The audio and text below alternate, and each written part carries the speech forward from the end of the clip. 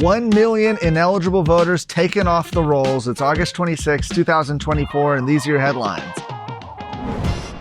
1.1 million to be exact. Governor Greg Abbott today announced that since legislation passed in 2021, the Secretary of State has removed over 1 million people from the state's voter rolls, including people who moved out of state or deceased and are non-citizens. According to Abbott's office, that number breaks down to 6,500 non-citizens, 6,000 felons, 457,000 deceased people, over 134,000 voters who confirmed that they had moved. Now, what's interesting is that Abbott said that about 1,930 of those 6,500 registered non-citizens had a voting history.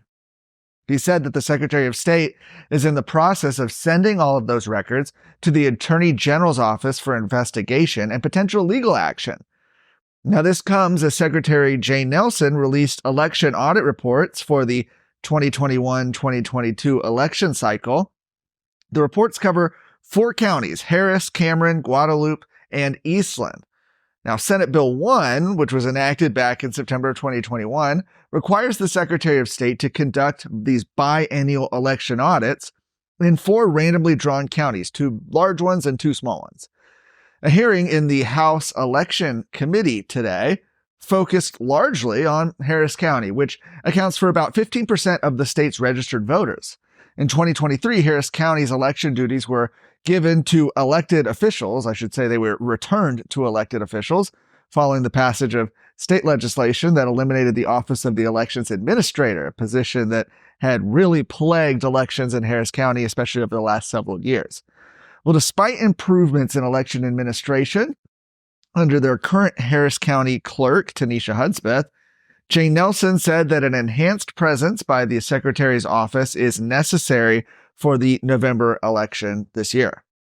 Nelson advised that the SOS will assign state inspectors to monitor election operations and provide elections division staff to assist Harris County for the duration of the election period from early voting to election day and through tabulation.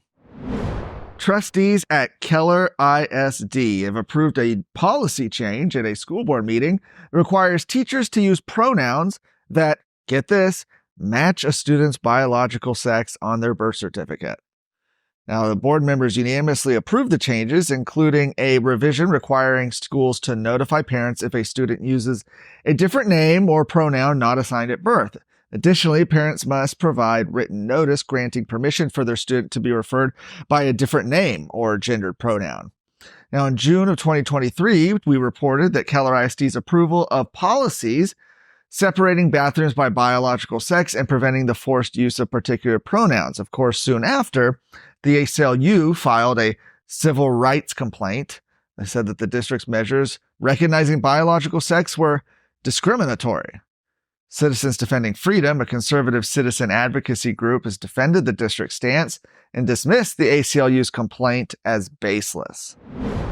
What are the important things out there in Texas politics and Texas news that matter to you, and what can you do about it? That's what we want to bring you with the Luke Macias Show on a weekly basis for 20 to 30 minutes. That way you can get the information and go do something for the rest of your week. I look forward to coming to you every Wednesday.